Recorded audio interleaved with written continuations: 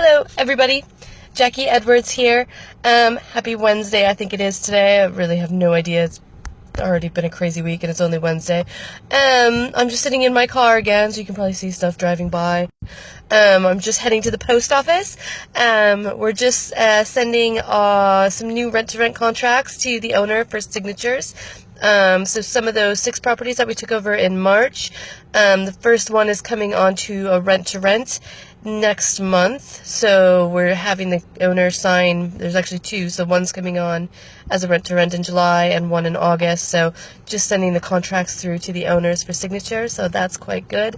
So we're excited about that. Those are the first 2 houses of the 6 that are coming on rent-to-rent, so those are the ones we have mostly under control. So most of the old tenants have moved out, we've put our own tenants in, and things are going along smoothly, so all set there. So stopping at the post office. I'm also posting the bank forms from yesterday's bank trip, so all kinds of things to do at the post office today.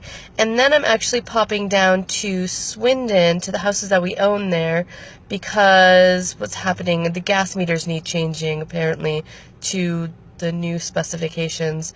I really don't know. But yeah, so that's me. I'm actually running around quite a bit today and doing quite a few things.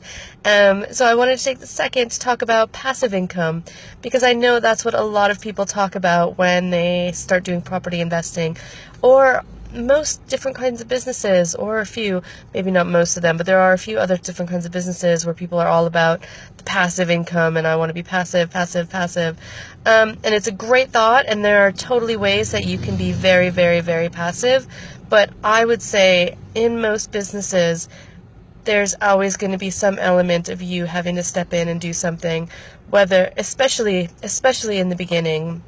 So while we have been running the business for, I don't know, 2.5, 3 years now, there are still a lot of things that I do. I don't do a lot of the day-to-day running around, so this week is a bit unusual because, again, my property manager's away on holiday, and both of my maintenance men are off this week as well, so I am having to do a bit more than normal, but I still do work almost every day. I would say maybe an hour or 2 a day, so kind of 5 to 10 hours a week, so it might not be every day, on my property business, on the rent-to-rent business, and kind of the management side of all the properties and the tenants. So it's not a lot, but it's definitely not completely passive. And again, we're taking on more staff to help kind of take over some more of the work, so I do even less. But there always will be some of me doing things. So even when other people are doing the work for me, I need to be reviewing what they're doing and what their results are, and making sure they're aligned with where we want the business to be going. So, it's creating those dashboard reports, it's understanding what key metrics I need to be looking at. And even as the business grows, so when you've got kind of multi-million-pound businesses even, the CEO, the CFO, they are still working, they're still looking at the results and managing those key metrics. So people are doing kind of the in-depth work and the kind of day-to-day, activity of the business, but everybody's reporting up, and the CEO and CFO are responsible for managing that. So generally, unless you are at the place where you're hiring that CFO, that CEO, you're going to be even more passive, but you're still going to have to be doing something to kind of monitor how things are going and if they're going the way you want them to. So I think that completely passive income is probably a bit of a fallacy unless you're in a few quite small areas. Even if you've got a property manager or a letting agent managing your properties for you, you're still responsible for a lot of the things. So you need to be managing your letting agent. So if you've got properties that are managed by an agent, you should be having at least monthly meetings with them, I would suggest. Whether it's just a quick phone call to see how things are going. Sorry about that. So I do get quite upset when people talk about, having all that passive income and everything being completely passive. Because I still think that you do need to be involved. Sorry, I should have brought some water.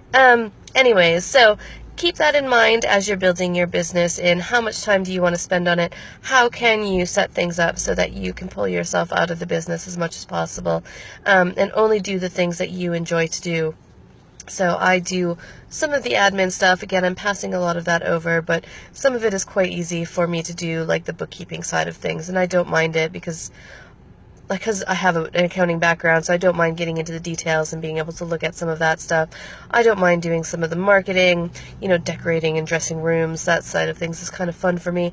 I'm not all that thrilled about driving down to Swindon for the meter change or whatever's happening, but I'll do it. It's not really going to, take an hour out of my day to kind of hang out down there. I'll get a chance to look at the properties again and see how things are going. So, there are kind of gives and takes, and you need to kind of plan for what it is you want in your business. So hopefully that's it. I've been kind of distracted because there's loads of cars going by. It's lunchtime, so it's really busy downtown. So yeah, thank you for listening, and we'll see you again tomorrow.